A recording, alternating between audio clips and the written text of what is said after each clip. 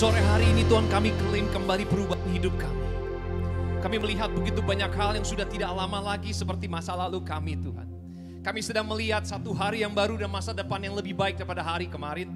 Kami mau klaim apa yang Tuhan janjikan di dalam kehidupan kami, bahwa masa depan kami penuh dengan rancangan yang penuh damai sejahtera, bukan kecelakaan. Kami klaim Tuhan hari ini kembali apa yang Tuhan sudah rencanakan dalam hidup kami. Setiap dari pribadi kami yang datang Tuhan di tempat ini, keluar dari tempat ini tidak sama lagi Tuhan. Tapi kami perkatakan kemenangan pada hari ini. Kami perkatakan sukacita pada hari ini. Oh, kami perkatakan kebaikan Tuhan mengalir kepada kami pada hari ini. Dan kami percaya di dalam nama Yesus Kristus. Tuhan bicara kepada kami melalui firman-Mu pada hari ini Tuhan. Supaya kami ketika kami tinggal diam dalam hadirat-Mu, kami tidak tertuduh, kami tidak digunakan oleh iblis untuk dijatuhkan. Tapi sebaliknya Tuhan, kami bangkit, kami hidup, kami melihat bahwa Tuhan ada di pihak kami. Dan kami pasti akan keluar jadi pemenang. Terima kasih Tuhan Yesus bicara kepada kami semua pada sore hari ini. Urapi bibir lidah hamba-Mu dan kami semua di tempat ini. Kami siap terima firman Tuhan. Di dalam nama Tuhan Yesus kita semua katakan amin. Haleluya. Berikan tepuk tangan buat Tuhan kita. Lebih semangat lagi saudara yang kasih Tuhan. Haleluya. Silakan duduk saudara yang kasih Tuhan. Shalom. Shalom. Wah saudara, kalau kita sudah launching minggu yang kemarin Big Mac Sports, saya harap Anda kayaknya semakin segar nih saudara ya. Wah, waktu pujian penyembahan tadi diajak lompat, semuanya melompat ya. Kecuali yang kakinya agak-agak pegel-pegel seminggu gak hilang-hilang ya. Berapa banyak dari kita yang menikmati kemarin Big Mac Sports? Ada di sini? Boleh berikan tepuk tangan buat Tuhan kita. Nah, sekali lagi saya ngucap syukur bahwa kita bisa sama-sama sehat bukan hanya secara rohani saudara. Tapi juga secara jasmani. Setiap kita bertanggung jawab untuk kehidupan kita hari ini. Dan saya percaya ketika kita bisa menjadi satu orang yang menjaga hidup kita, maka tidak terbatas saja penjagaan hidup itu hanya bicara tentang sesuatu yang rohani. Tetapi juga jasmani. Kalau Anda nggak jaga makan Anda nggak jaga istirahat Anda nggak jaga kehidupan Anda, sosial Anda, keuangan Anda, dan yang sebagainya saudara. Bahkan Anda tidak menjaga mimpi-mimpi Anda akan menjadi satu orang yang tidak akan bisa menghasilkan sesuatu yang baru dalam hidup Anda. Oleh sebab itu setiap pribadi kita hari ini saya percaya punya tugas. Anda dan saya punya tugas. Katakan aku punya tugas. Aku harus menjaga hidupku. Supaya jadi berkat. Amin saudara. Oleh sebab itu kita katakan bersama-sama, aku percayakan firman Tuhan. Firman Tuhan akan menegur aku hari ini. Akan menerangi jalanku. Aku percaya kepada Allah Bapa, Allah Anak, kepada Roh Kudus.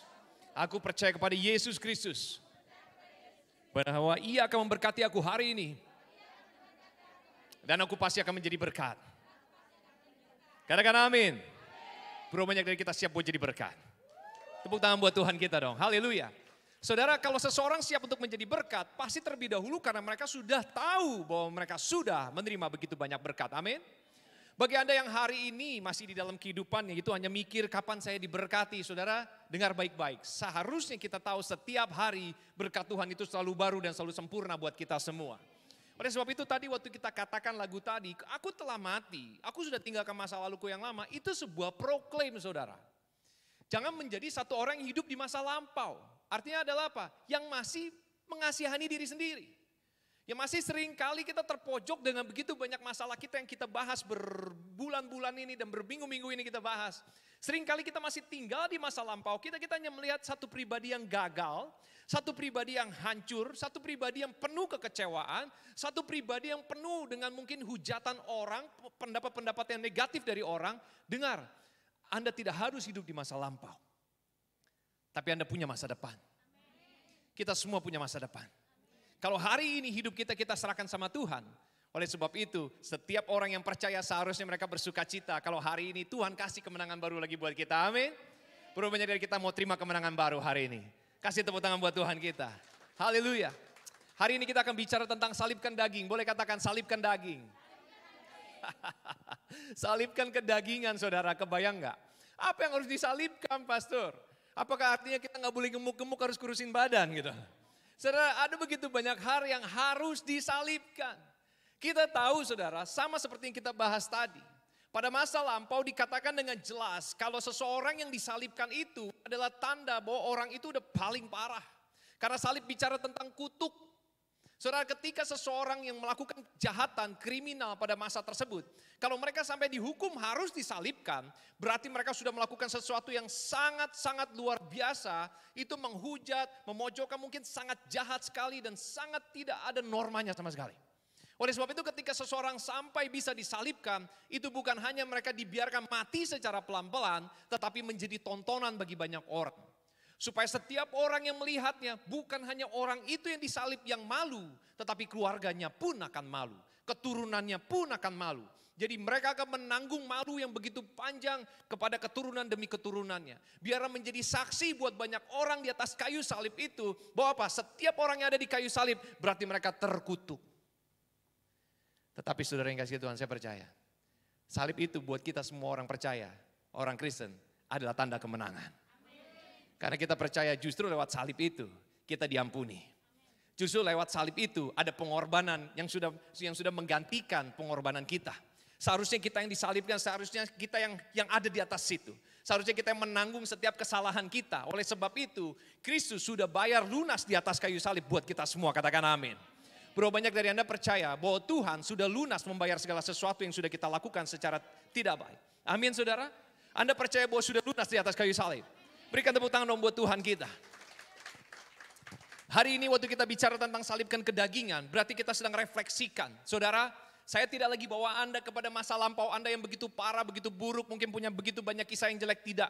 Tapi saya mau bawa Anda masuk ke dalam satu sesi kehidupan di mana hari ini dan hari esok itu kita harus bisa belajar bagaimana kita menjaga baik kemenangan yang Tuhan udah kasih buat kita semua. Kasihnya yang sempurna yang dikatakan firman Tuhan, tidak ada satupun juga yang dapat menggagalkan kasih Tuhan kepada kita semua anak-anaknya. Katakan amin. Anda boleh katakan, pastor mungkin aku masih lakukan begitu banyak kesalahan, tapi saya percaya Tuhan masih mengasihi Anda, Tuhan masih menunggu buat Anda. Oleh sebab itu setiap dari kita bertanggung jawab untuk diri kita dan mengalami pertobatan. Katakan amin. Saudara, pertobatan itu adalah satu sikap, satu langkah, satu jenis pemikiran baru dari kita. Kita tahu bahwa apa? Kita harus berpaling dari jalan yang jahat, masuk kepada jalannya Tuhan kembali. Oleh sebab itu salib itu menjadi satu tanda bagi kita orang percaya, bukan cuma buat kalung. Bukan cuma sebuah tanda bahwa kita orang Kristen. Tidak, lebih dari itu semua. Salib itu adalah sebuah pertanda buat kita semua bahwa apa? Itu, aku sudah mati di atas kayu situ digantikan oleh Dia. Itu yang membedakan kita hari ini. Amin saudara. Tetapi saudara, kita nggak bisa pungkiri bahwa kita semua manusia itu memiliki yang namanya indera saudara. Ada 5 panca indera, masih ingat semuanya? Masih ingat semua? Masih punya? Saudara yang kasih Tuhan, manusia itu semua memiliki yang namanya 5 panca indera. Ada yang namanya apa? Penglihatan. Lalu apa? Pendengaran. Lalu perasaan. Wah bukan perasaan. Karena sering banget perasaan yang terluka. Saudara. Apa? Penciuman, pendengaran, lalu apa? Rasa, apa yang bisa dirasakan saudara. Ada 5 panca indera dari manusia dan kebayang gak? Kalau salah satunya tidak berfungsi dengan baik, maka Anda tidak akan menikmati hari Anda. Betul? Pernah mengalami ketika Anda kehilangan penciuman? Rasanya gimana? Semua tidak enak. Makanan tidak enak. Betul gak? Mau makan yang paling enak sekalipun, masuk ke restoran yang lain, wangi ya, dia gak cium apa-apa. Betul saudara? Tapi ketika yang lain terdesak dengan penciuman yang tidak wangi, aduh ini siapa yang nembak gitu. Justru dia yang paling aman ya saudara ya. Kebayang gak bahwa ternyata indera yang Tuhan kasih buat kita semua ini, atau panca indera ini, itu sangat berfungsi dengan luar biasa untuk menyempurnakan hidup Anda setiap hari. Ada begitu banyak hal yang Anda bisa lihat dengan mata Anda. Halo? Berapa banyak yang matanya nempel terus di sosial media? Berapa banyak yang matanya nempel terus di handphonenya? Kalau bisa sehari kita hitung 24 jam, 18 jam kita habiskan mungkin di handphone kita. Dan sisanya adalah apa? Buat tidur. Jadi ya kerjanya kapan? Ya itu tadi Pak, kerja sambil main. Kita bisa ketemu dengan begitu banyak orang yang sudah hook up atau terikat. Kenapa? Karena mereka memanjakan mata mereka. Seringkali kalau Anda lihat saudara, Anda pakai sosial media Anda dan ada sebuah ada kiasan-kiasan perkataan dikatakan namanya scroll doom, dikatakan apa? Artinya kalau semakin di scrolling dia nggak akan semakin habis. Jadi semakin Anda scroll ke atas, yang habis kuotanya. Gambarnya nggak habis-habis saudara. Karena terus makin Anda scroll, dia tidak akan pernah habis. Oleh sebab itu orang gak sadar tiba-tiba udah sejam. Tiba-tiba 2 jam. Tiba-tiba dia datang ke gereja, gereja hari ini cepet ya. Karena dia dari tadi di situ. Rasanya cuma 5 menit. Dia ser gitu doang saudara ya.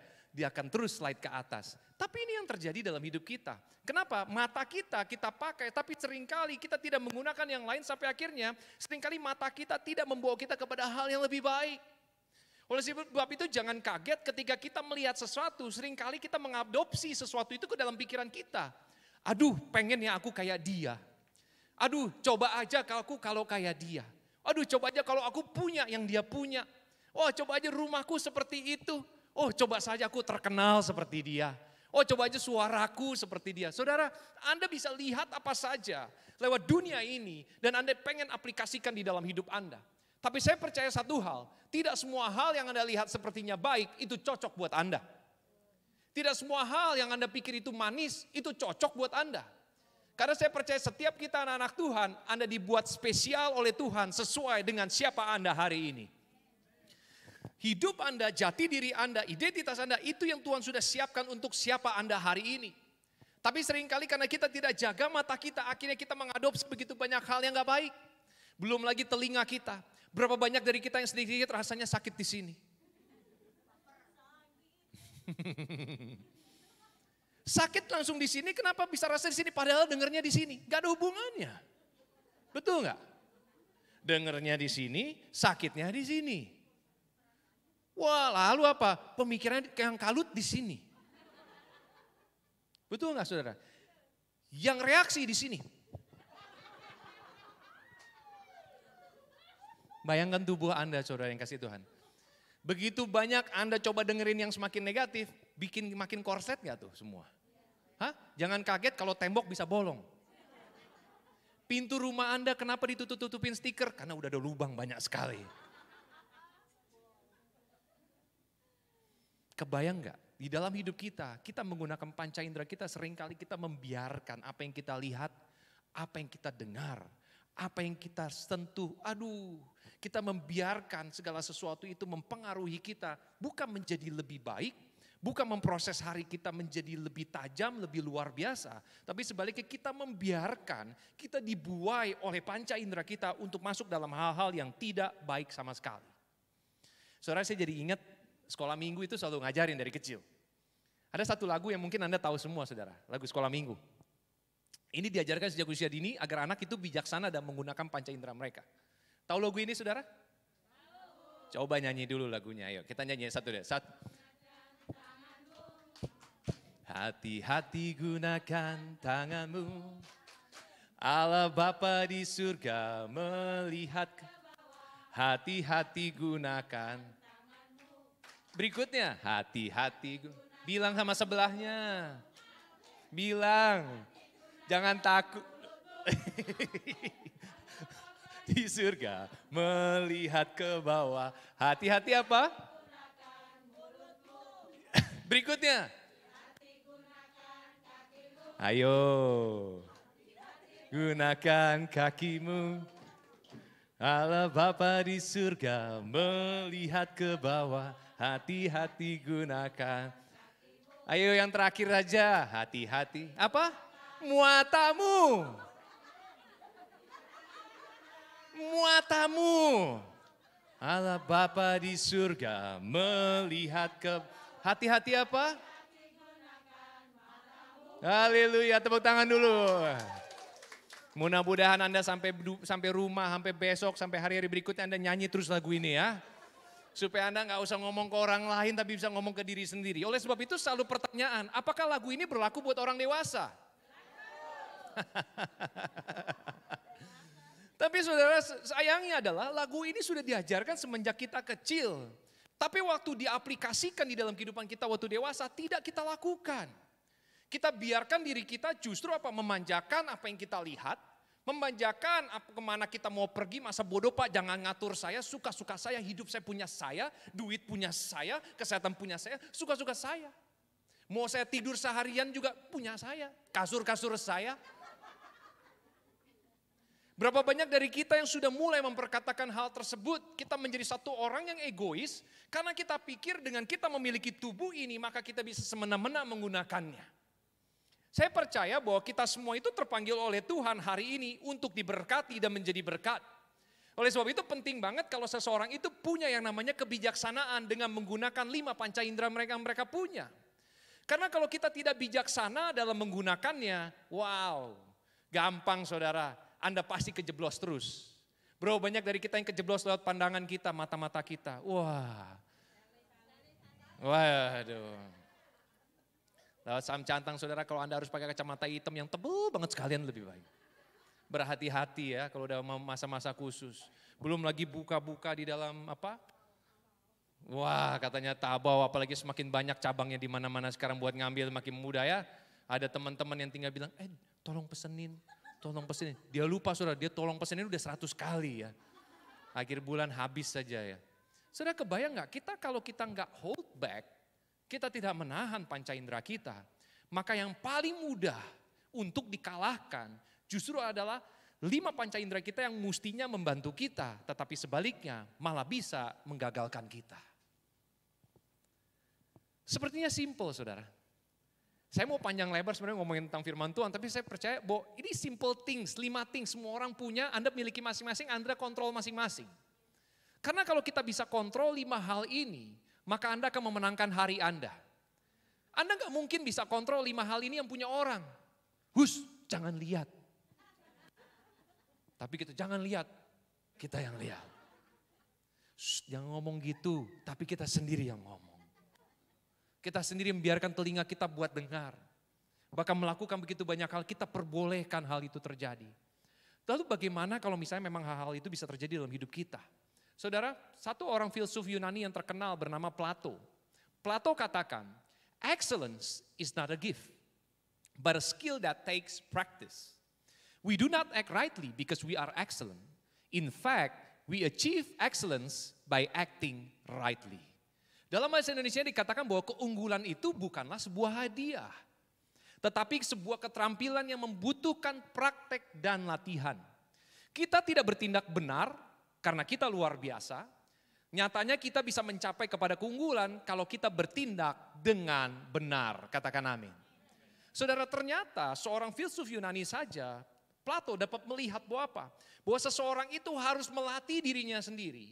Dia harus melatih bagaimana dia bisa unggul, bisa maksimal dalam hidupnya.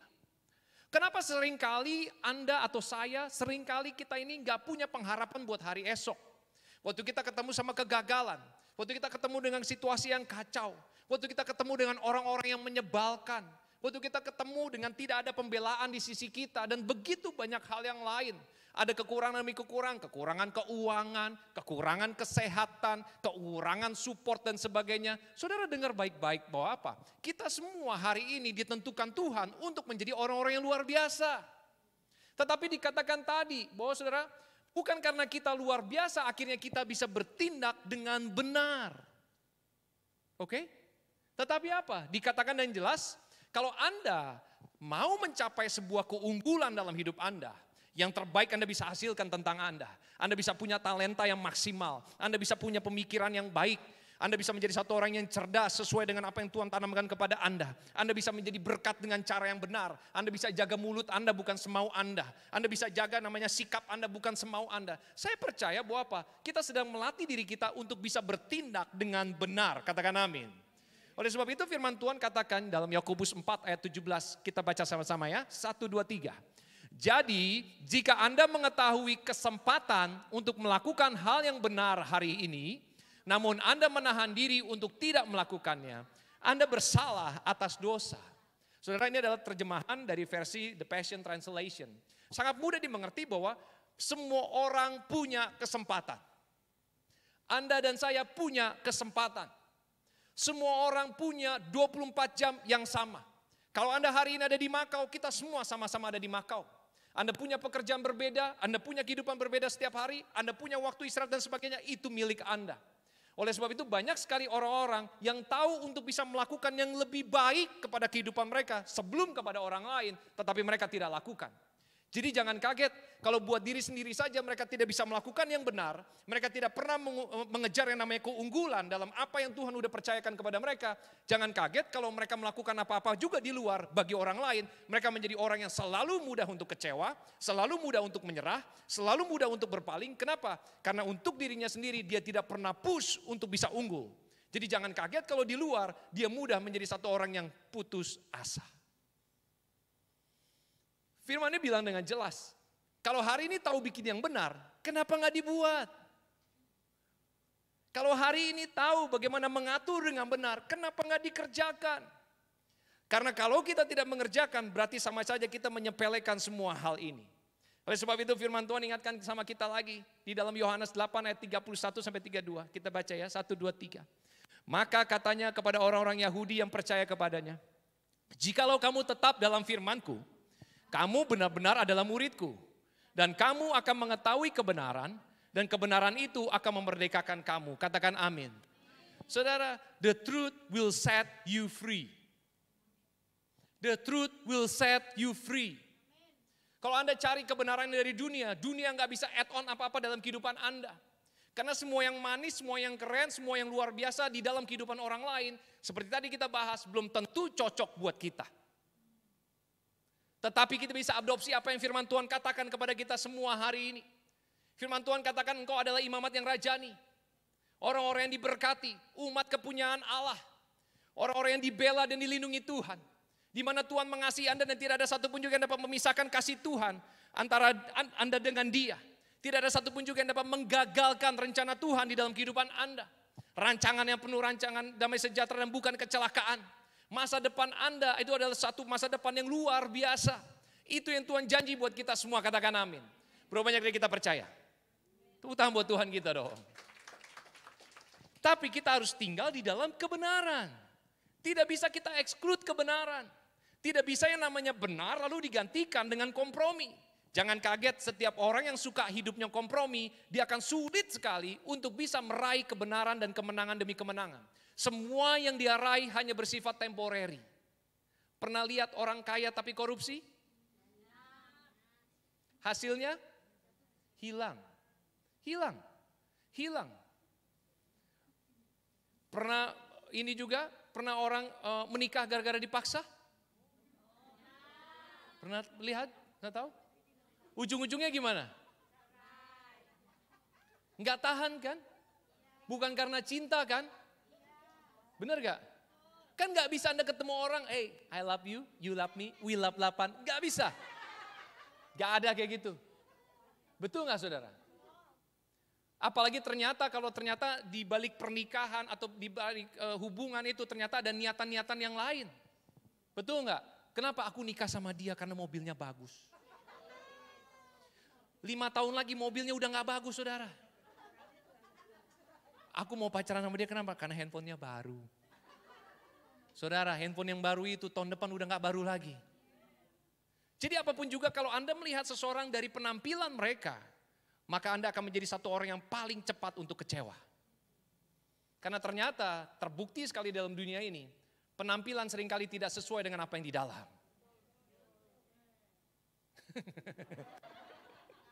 Kok sampai kayak gitu sih? Yes. Karena seringkali kita memanjakan mata kita.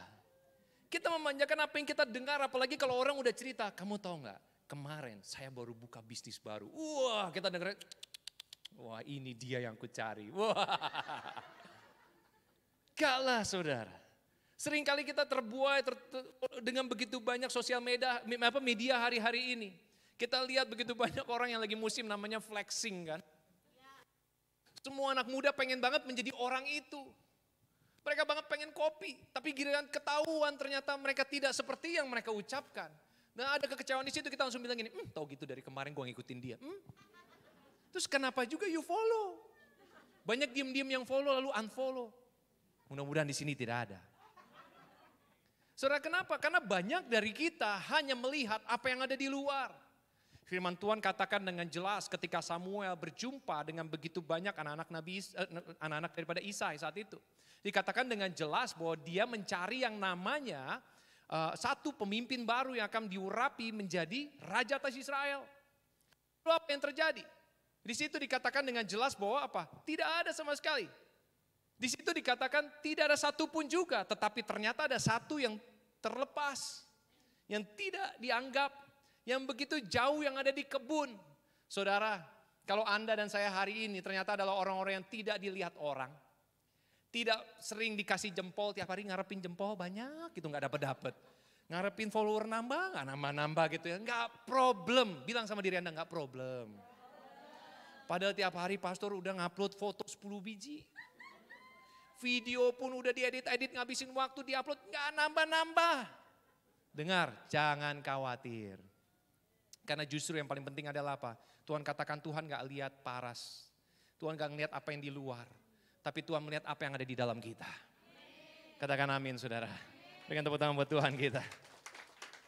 Waktu kita tinggal di dalam Tuhan, maka dikatakan dengan jelas bahwa kamu akan mengetahui kebenaran karena justru the truth will set you free. Kebenaran itu yang akan memerdekakan kita dari perasaan bersalah, dari perasaan kecewa, dari perasaan tidak benar, dari pemikiran-pemikiran yang kita adopsi begitu saja dari dunia. Kita pikir, oh kalau kita jadi orang kaya maka kita akan dihormati orang. Saudara, ada satu kisah yang cukup menarik saudara. Satu waktu di Inggris, Ratu Elizabeth keluar dan dia keluar berjalan saudara yang kasih Tuhan. Dan di dalam ruangan itu begitu banyak orang penting. Begitu banyak orang penting, Anda bisa katakan kalau ada acara khusus pasti yang datang juga orang-orang yang spesial VIP. Benar saudara? Lalu apa yang terjadi? Di situ semua orang tampilannya keren saudara. Tetapi apa yang membedakan si ratu ini? Kebayang gak Anda kalau ratu itu sama seperti Anda dan saya hari ini? Waktu dia bangun tidur, apa yang dia pikirkan? Bajunya pakai yang mana ya? Nanti rambutnya salah gimana gak ya? Make upnya miring sedikit gimana nanti dibahas orang ya. Kalau senyum harus, dadanya harus gimana ya. Semua ada step by stepnya saudara. Everything have to be perfect. Mungkin seorang ratu juga walaupun dia seorang ratu. Tapi dia juga pasti akan merasakan seperti apa yang rasakan setiap hari. Tapi saudara yang kasih Tuhan waktu datang ke dalam ruangan itu. Begitu banyak juga orang yang sangat kaya di tempat tersebut. Begitu banyak orang yang terpandang di tempat tersebut. Begitu banyak orang-orang hebat bahkan pemimpin negeri di tempat tersebut. Tetapi yang membedakan ratu itu adalah apa? Dia tetap seorang ratu. Yang membedakan dia adalah apa? Dia tahu dari semenjak keturunannya. Dari turun-temurun dari zaman dahulu kala. Dia ada keturunan kerajaan. Dia tahu siapa dia. Dia mengerti dia ada di mana. Jadi waktu dia berjumpa dengan orang yang punya begitu banyak status. Dia gak harus jadi orang lain. Tapi dia tahu bahwa apa? Aku berada di dalam kerajaan ini. Aku adalah seorang ratu. Oleh sebab itu ketika dia lewat, semua orang bisa nunduk, semua orang bisa mengucapkan salam buat kepada dia. Tapi pernahkah Anda melihat raja atau ratu yang keluar disambut orang terus dia malu-malu? Halo. Kenapa sih? Belum sikatan gitu. Ada enggak? Adakah yang kelihatan seperti itu? No, it's not like that. Karena apa? Mereka tahu siapa mereka. Oleh sebab itu ketika firman Tuhan ada dalam diri kita, itu yang membebaskan kita dari setiap hal yang negatif yang pernah kita lakukan dahulu. Kalau tadi kita katakan bahwa aku telah mati, aku ini bukan yang lama lagi. Tapi hari ini aku percaya apa? Salib Tuhan sudah menyelamatkanku, aku punya hari yang baru. Rancangan Tuhan itu pasti terjadi dalam hidupku. Aku sudah taken kontrak yang baru dengan kerajaan Allah. Bahwa mulai hari ini aku adalah bagian kerajaan Allah. Katakan amin. Berapa banyak kita percaya? Berapa banyak kita percaya kita anak-anak Tuhan? Wow, luar biasa. Ini pasti membuat Anda berbeda saudara. Jangan biarkan diri Anda hidup menjadi copy paste kehidupan orang lain. Jangan biarkan Anda memandang diri Anda rendah dan tidak berarti sama sekali. Bahkan membiarkan Anda selalu jatuh dengan kedagingan Anda, dengan masalah yang sama, dengan dosa yang sama. Kenapa? Anda tinggal di masa lalu Anda. Yesterday was gone. Today is your future. Kalau Anda tidak tentukan hari ini menjadi masa depan Anda, maka Anda gak akan pernah melihat hari esok yang lebih bahagia. Anda akan menjadi satu orang yang cuma nginget-nginget hari kemarin. Jangan kayak gitu. Hari ini kita bilang apa? Kalau ada kesalahan, kalau ada kegagalan, kalau ada kehancuran, biar itu menjadi satu apa? Menjadi satu langkah baru buat kita terima kemenangan yang baru. Amin saudara. Oleh sebab itu firman Tuhan katakan kebenaran Tuhan itu yang bebasin kita. Kita nggak menjadi satu orang yang terpojok lagi. Kita nggak menjadi satu orang yang tertuduh lagi. Kita nggak menjadi satu orang yang tinggal terkungkung, terikat lagi. Tapi kita sudah dibebaskan oleh Tuhan. Katakan amin. Oleh sebab itu ada satu kisah yang luar biasa saudara. Kalau Anda ingat kisah ini, mari kita buka firman Tuhan yuk. Kita buka Alkitab kita yuk. Semua bawa Alkitab kan? Haleluya. Mudah-mudahan semua bawa ya. Oke, kita baca dulu sekilas kisahnya karena saya mau bawa ini kepada kita semua supaya kita dapat mengerti di dalam Kisah Para Rasul 5.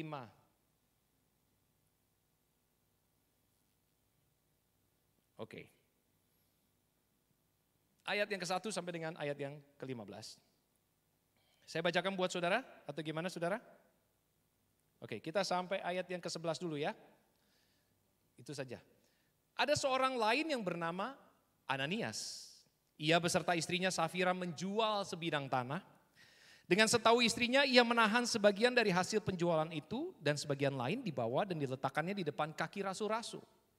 Tetapi Petrus berkata, Ananias, mengapa hatimu dikuasai iblis sehingga engkau mendustai Roh Kudus dan menahan sebagian dari hasil penjualan tanah itu?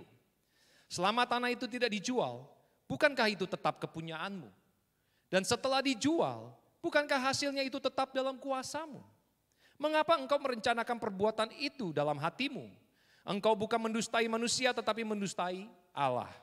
Ketika mendengar perkataan itu rebahlah Ananias dan putuslah nyawanya. Maka sangatlah ketakutan semua orang yang mendengar hal itu. Lalu datanglah beberapa orang muda, mereka mengapani mayat itu, mengusungnya keluar dan pergi menguburnya. Kira-kira 3 jam kemudian masuklah istri Ananias. Tetapi ia tidak tahu apa yang telah terjadi. Kata Petrus kepadanya, katakanlah kepadaku dengan harga sekiankah tanah itu kamu jual?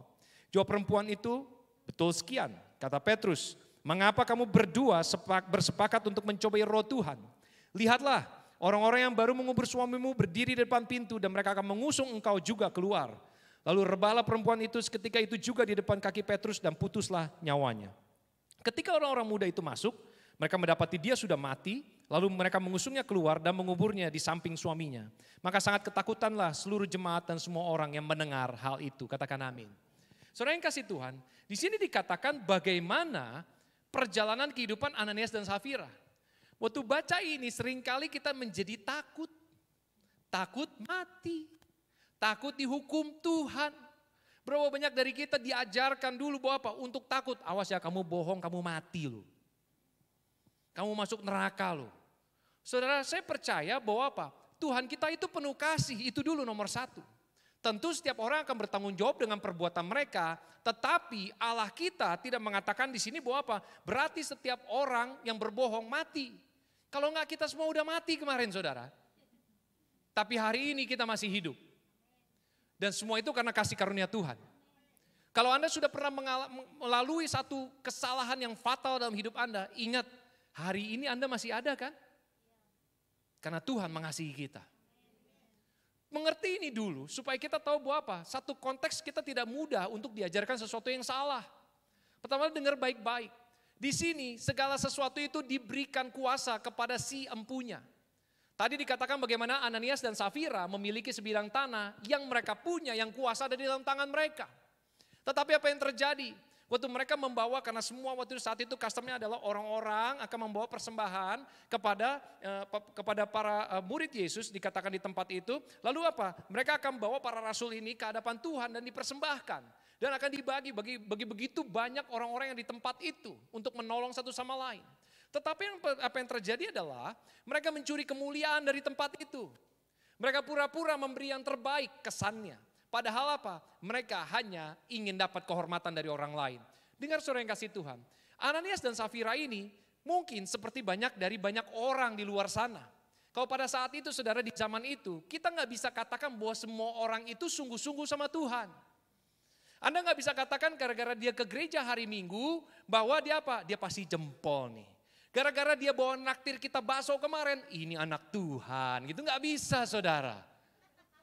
Nggak bisa.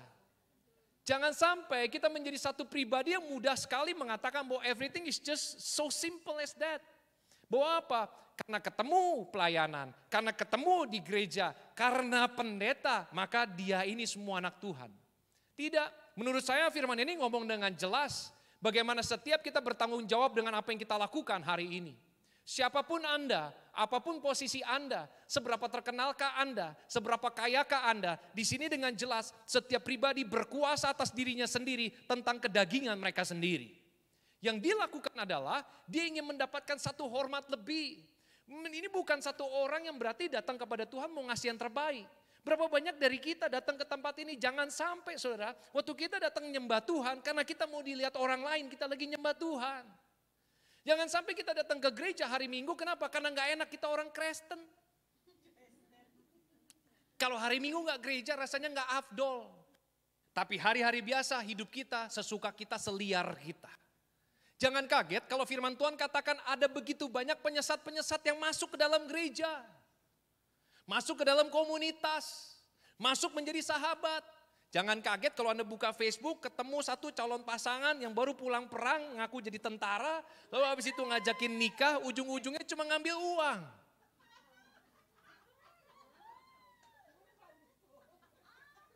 Itu klise dan itu cerita lama. Tapi itu selalu diulang terjadi di Hong Kong, Makau. Saya ngurus banyak banget yang kayak gitu soalnya saudara. Jadi itu begitu banyak orang-orang, kita ngeliat cuma dari luarnya, lalu apa mereka berbaik hati, dipacarin 1 bulan, 5 bulan, 6 bulan. Habis itu dibilang apa, saya mau nikahin kamu. Lalu apa, saya akan datang ke tempat kamu di tengah jalan, aku ketangkep, kirimin aku duit. Kalau Anda ketawa beberapa dari Anda pasti Anda tahu kisah ini.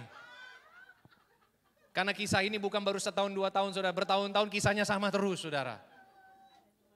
Tapi saya bilang ini, maksudnya kenapa? Karena this is the reality. Jadi jangan anggap semua hubungan itu ketika Anda melihat ada kebaikan, maka everything is fine. Tidak. Tapi di sini diajarkan bagaimana Ananias dan Safira, mereka memang datang memberikan persembahan, mereka memang datang menjual tanah mereka, tetapi apa? Mereka mengelabui Tuhan, mereka mengelabui para rasul, dan yang terutama adalah apa? Mereka mengambil untung dari semua hal itu. Jadi waktu ditanya di sini, lah tapi dia kan udah ngasih. Dia kan ngasih yang terbaik, dia ngasih sebagian dari apa yang ini. Iya, tetapi yang dia laporkan adalah apa? Aku ini orang yang baik loh. I give everything. Karena kenapa? I want to receive the honor. Dia mau terima satu hormat. Saudara, sering kali kita menjadi satu manusia waktu kita berbuat baik sama tetangga kita di sebelah kita. Apakah didasarkan dengan kasih? Atau jangan-jangan ada benefitnya? Kedagingan kita. Itu seringkali yang mengkontrol kita, sampai kita bisa pikir, ngapain saya baik sama dia gak pernah baik sama saya. Ngapain saya ngasih dia, boro-boro dia mau bantuin saya. Ngapain aku senyumin dia, mukanya aja asem. Pernah ngalamin seperti itu saudara? Waduh, bertobatlah Anda. Kalau memang Anda ngalamin seperti itu gak mudah. Tapi ini tadi dikatakan Ananias Safira itu adalah sebuah kisah di dalam Alkitab, satu firman yang seringkali kita alami sebagai kita pribadi. Kita jadi orang gereja, kita jadi orang Kristen, kita jadi satu orang yang cinta Tuhan. Tapi kita membiarkan juga kedagingan kita mengalahkan, menjadikan kita lemah dan lebih memilih segala sesuatu yang memuaskan daging kita. Jangan kaget kalau 5 panca indera Anda masukin terus semua dengan hal yang duniawi, maka Anda akan hidup dengan cara dunia bukan dengan cara firman Tuhan. Saudara, saya gak lagi hakimin Anda kayak begini, jadi jangan kayak begitu mukanya semua, kok kayaknya takut banget. Nah, saya sampaikan pada kita semua bahwa apa? Ternyata firman Tuhan ingatkan sama kita semua, ada kisah loh ini loh. Setelah kisah ini pun kita juga gak lihat begitu banyak orang mungkin yang melakukan hal yang sama lalu mati tiba-tiba. Ini tidak menandakan bahwa apa? Bahwa Tuhan akan bunuh Anda, Tuhan akan matikan Anda, tidak itu. Tapi ini sebuah kisah yang jelas. Begitu banyak orang yang sembarangan dengan hidup mereka. Mereka datang menyembah Tuhan. Mereka cari Tuhan. Mereka melayani Tuhan. Tapi ternyata apa? Mereka orang yang paling kompromi dengan dunia. Mereka menjadi satu orang yang saling kompromi dengan telinga mereka. Dengan hati mereka. Di depan mereka akan menjadi orang yang paling senyum dan baik dan luar biasa. Tapi di balik ternyata mereka punya pedang yang begitu besar yang bisa tusuk temannya.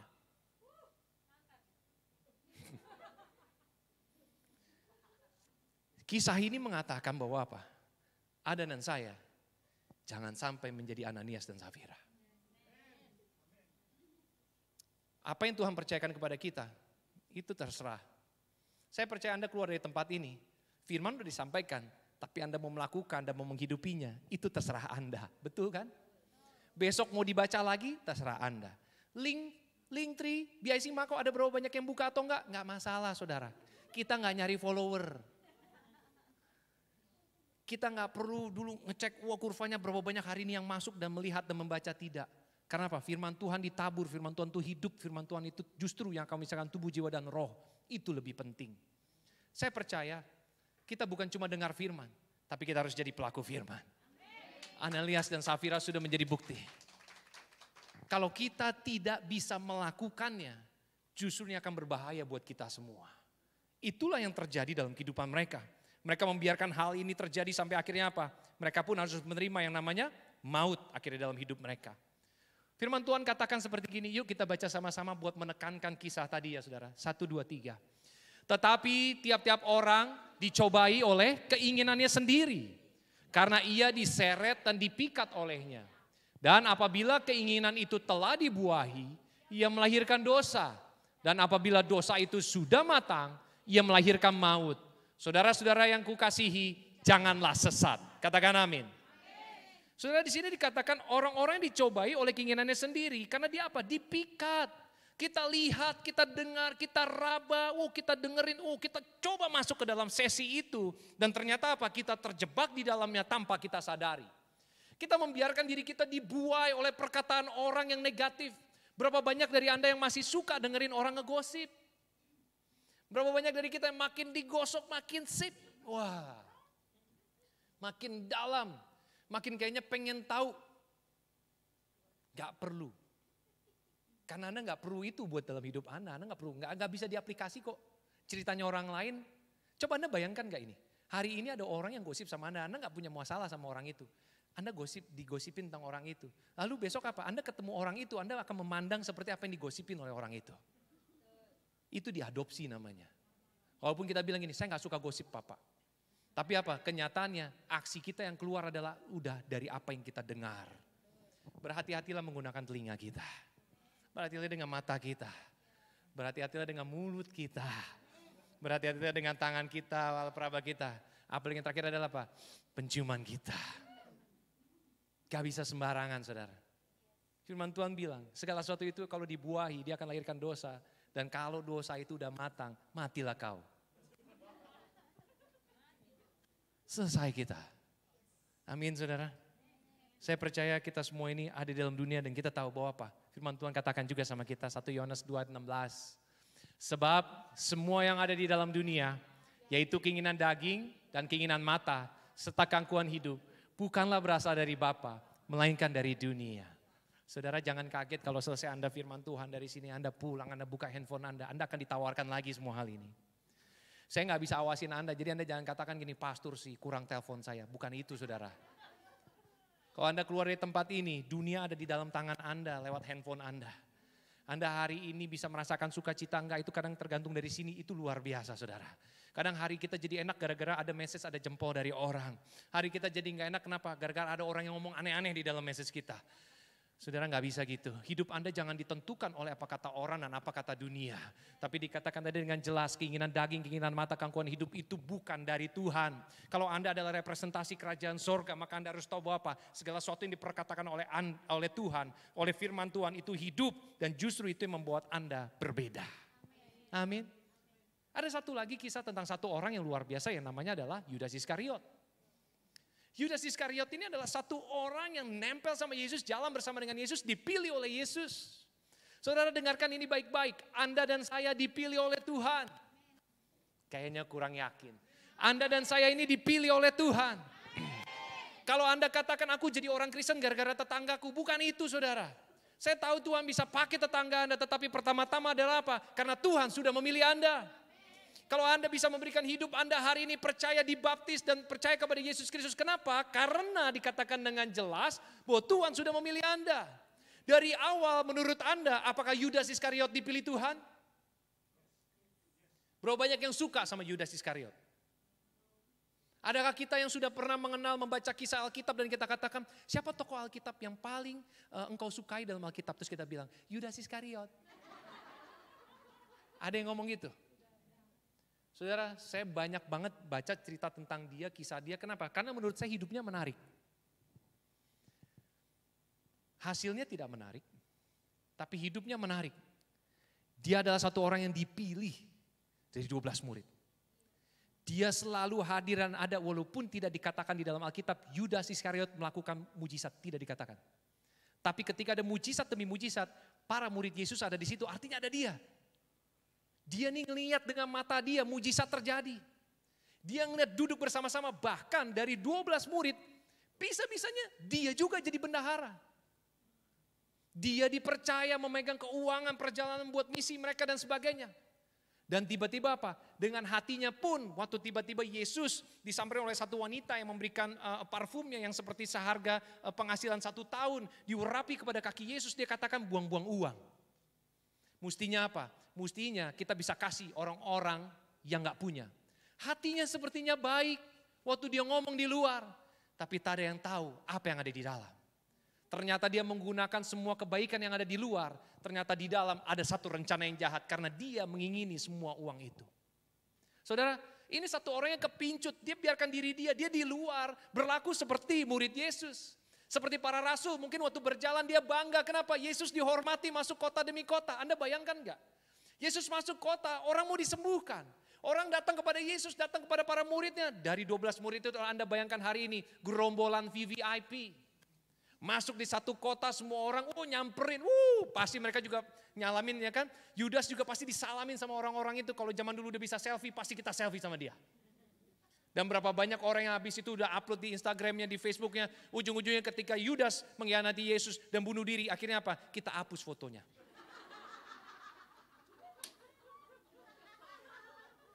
Benar? Atau benar? Karena kita ngeliatannya dari luar. Kita amazed. Wah, ini para murid yang dikuasai. Langsung orang-orang sakit dibawa, orang-orang kerasukan dibawa. Itu begitu banyak kisah yang tidak tertulis di dalam Alkitab. Tetapi dikatakan Yesus berkeliling berbuat baik, menyembuhkan orang-orang sakit. Dan ini adalah jalan keluar buat banyak orang. Dia ada di situ. Jadi kalau Anda katakan hari ini aku sudah terlalu lihat banyak mujizat terjadi dalam hidupku. Sama Yudas juga. Lalu pada akhirnya apa saudara? Ternyata orang yang sama adalah orang yang menjual Yesus. Di dalam Matius 27 ayat 3-5 dikatakan, Yudas berkata kepada imam-imam kepala dan tua-tua, aku telah berdosa. Katanya, karena aku telah menyerahkan darah orang yang tidak bersalah. Lalu para penatua itu bilang, apa itu bagi kita? Jawab mereka, itu tanggung jawabmu. Jadi Yudas melempar uang itu ke dalam kuil dan pergi. Lalu dia pergi dan gantung diri. Dia satu akhir yang sangat menyedihkan. Tragis, yang mestinya tidak dia lakukan, tetapi dia lakukan. Kenapa saudara? Karena dia tahu kebenaran, dia tidak lakukan kebenaran. Jangan menjadi satu orang yang menghidupi daging Anda hari ini, pada akhirnya Anda menjadi satu orang yang paling menyesal. Mungkin Anda gak harus gantung diri juga, enggak. No. Tapi apa? Anda menyesal, Anda merasa bertanggung jawab, dan Anda tidak mengambil langkah untuk bisa hidup benar. Saudara, kisah ini adalah satu kisah di mana dia mengkhianati Yesus dengan begitu saja. Satu orang yang mestinya ada di samping dia dari 12 murid itu. Malah justru dari satu orang yang membawa apa? Yesus kepada kayu salib. Saya percaya hari ini, jangan biarkan kita semua, kita gak maulah nama belakang kita diganti Iskariot, betul kan? Nggak ada juga orang yang mau dipanggil namanya Yudas kan? Siapa dia? Diganti, oh itu si Yudas. Saudara, tidak ada yang mau. Tapi apa? Setiap orang bertanggung jawab dengan hidupnya. Ketika engkau tidak bisa menghidupi apa yang Tuhan udah kasih sama engkau, ini yang terjadi. Dia akan mati. Kenapa? Bukan karena dibunuh oleh orang, tapi karena perasaan bersalah, perasaan hancur dia dan dia tidak bertobat sama sekali.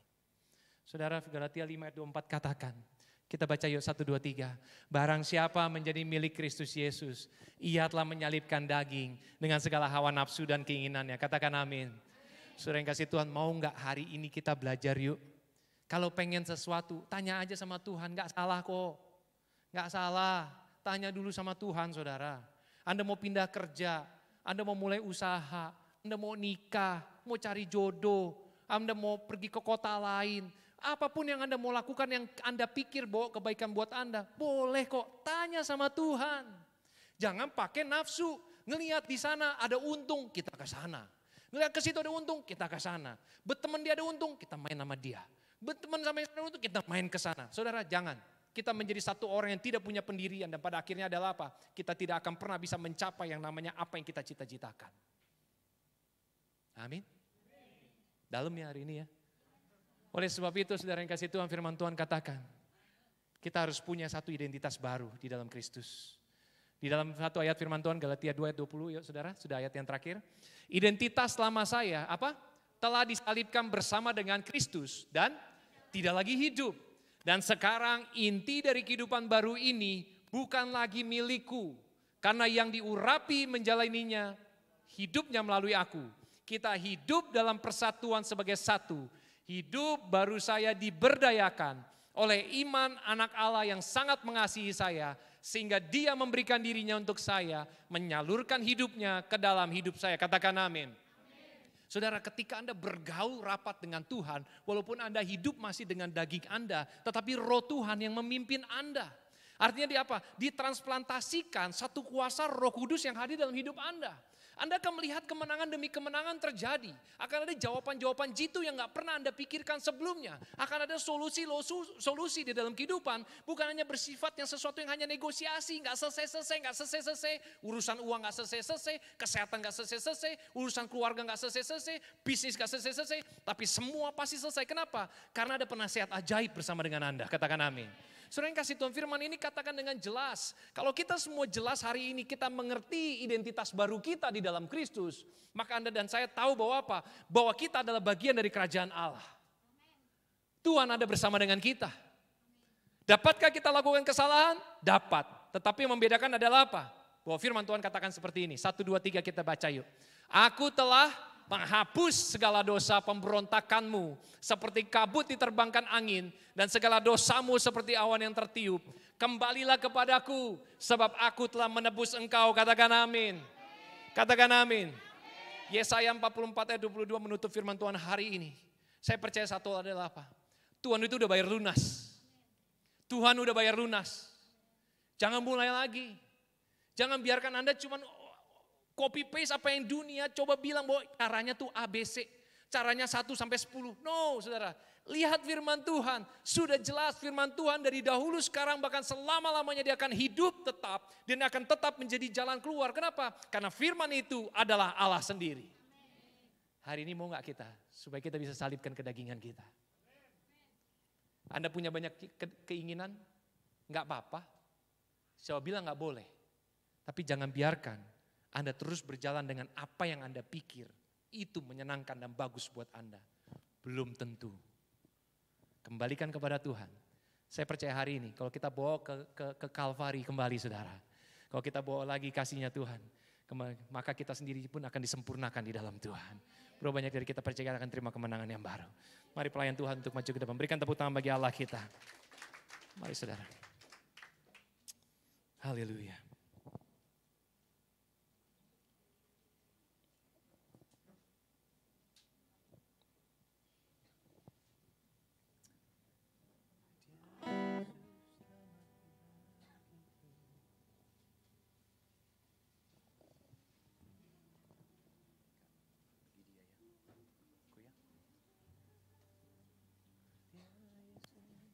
Mari saudara yang kasih Tuhan siapkan hati kita yuk. Kita tahu bahwa Tuhan mengasihi Anda, Tuhan mengasihi saya. Tapi terlebih dari semua adalah Anda sama saya punya tanggung jawab saudara. Jangan biarkan hari Anda berlalu begitu saja tanpa arti.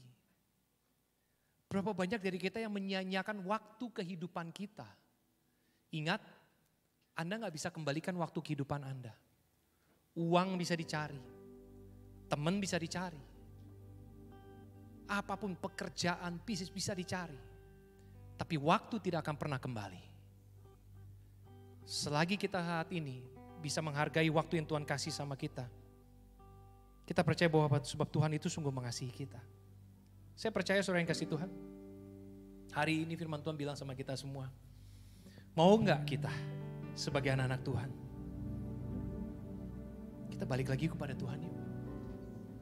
Firman Tuhan tadi ditutup dengan kata-kata, kembalilah kepadaku.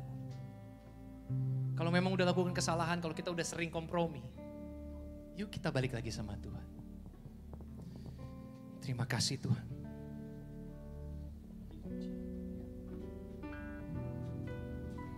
Terima kasih Tuhan. Haleluya. Dia Yesus telah mati bagiku. Dia Tuhan selamatkan jiwaku. Bagi Dia pujianku tak dapat ku balas kasih-Nya. Dia angkatku, Dia angkatku jadi anaknya, beri damai di dalam hidupku. Bagi Dia sembahku, hanya Dia segalanya bagiku. Hanya Dia segalanya bagiku. Bagi Dia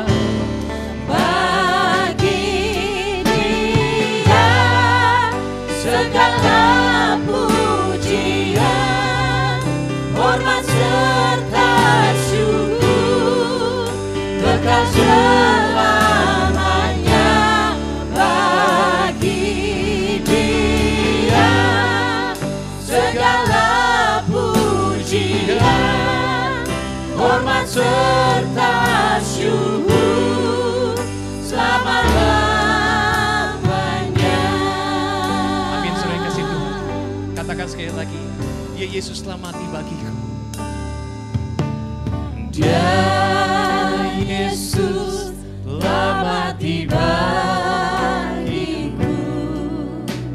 Dia Tuhan selamatkan jiwaku. Bagi Dia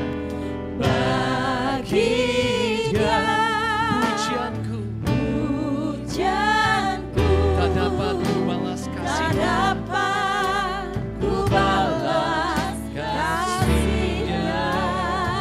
Dia angkatku jadi anaknya. Terima kasih Tuhan. Beri damai di dalam hidupku. Bagi Dia sembahku, bagi Dia sembahku. Hanya Dia segalanya bagiku. Bagi Dia segala pujian, hormat serta syukur, kekal selamanya bagi Dia. Segala pujian, hormat serta syukur, selama-lamanya. Sekali lagi katakan,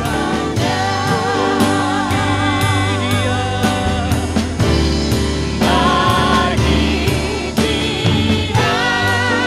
segala pujian, hormat serta syukur, kekal selamanya bagi Dia. Segala pujian, hormat serta syukur, selama-lamanya. Mari kita bagi berdiri, saudara yang kasih Tuhan. Sekali lagi katakan kepada Tuhan, bagi Dia segala pujian,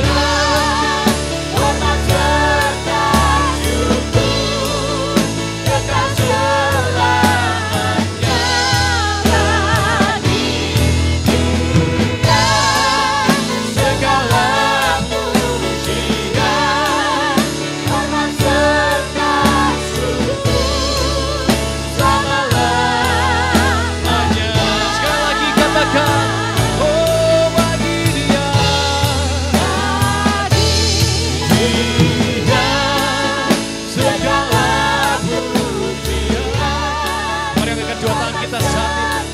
Bilang sama Tuhan sore hari ini. Kami tahu Tuhan, it's just because of you Lord.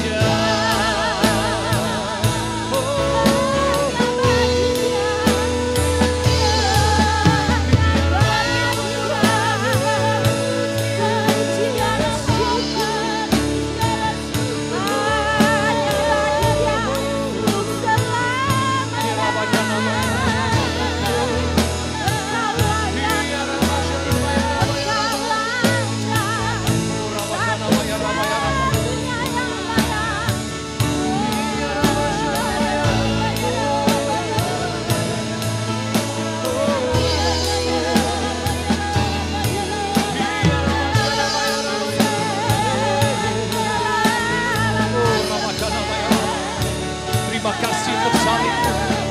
Terima kasih buat kebaikan. Terima kasih buat kasih. Oh, Rabaya, Rabaya, Rabaya.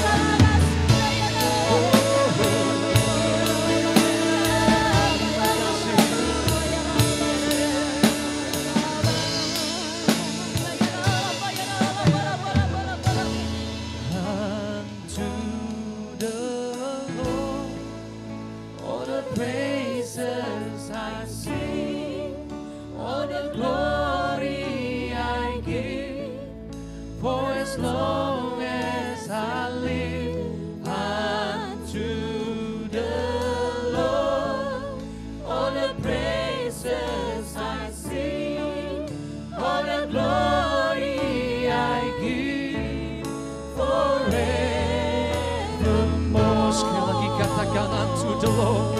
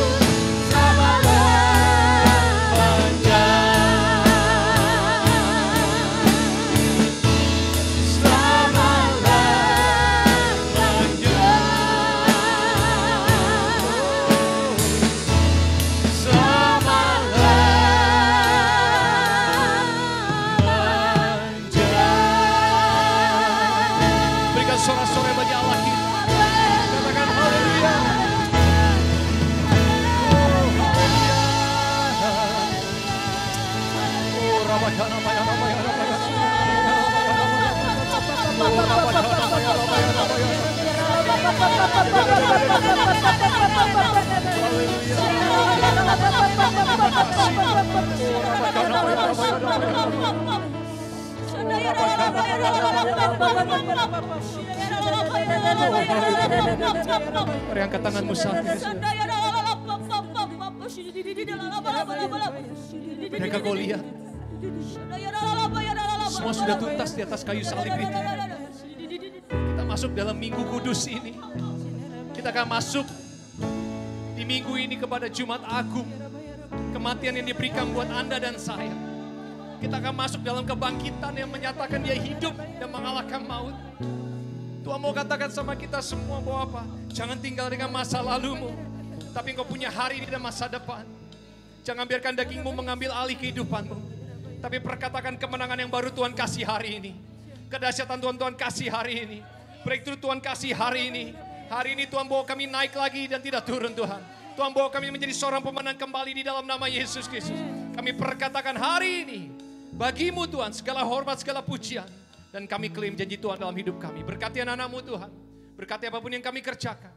Kami tahu kemuliaan Tuhan ada bersama dengan kami. Dan biar mulai hari ini Tuhan. Kami belajar untuk menyalipkan setiap kedagingan kami. Dan kami datang ke hadirat-Mu Tuhan. Karena kami tahu kemenangan sudah kami terima. Terima kasih Tuhan. Terpuji nama Tuhan di atas segala-galanya. Di dalam nama Yesus kita semua katakan. Amin. Yesus berkati.